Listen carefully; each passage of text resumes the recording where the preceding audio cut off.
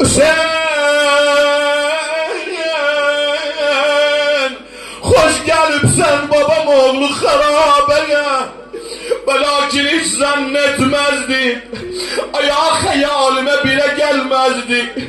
Bir gün Hüseyin, misafir gelesen yanıma, fakat besbaşı gelsin.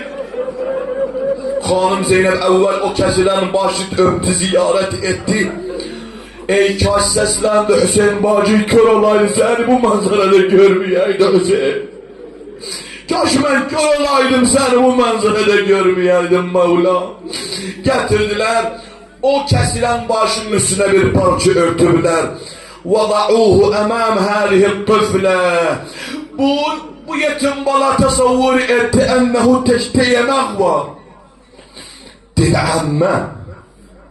amme, ben senden yemek istedim.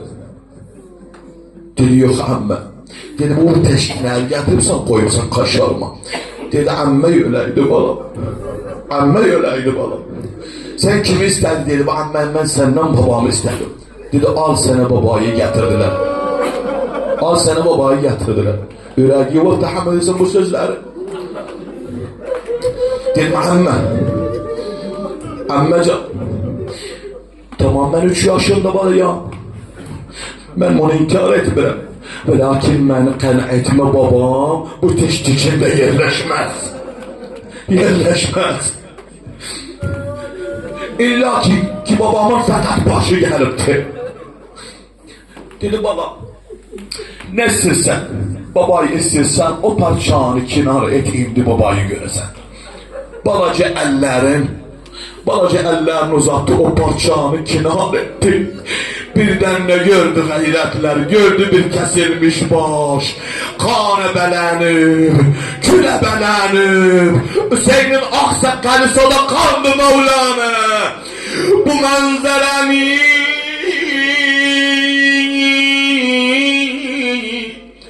görünce seslendi amme, bu baş kimin başıdır? Bu başta olan manzara babamın başına benziyor. Dedi bari kızım, bu babayın başı. Dedi amme dur.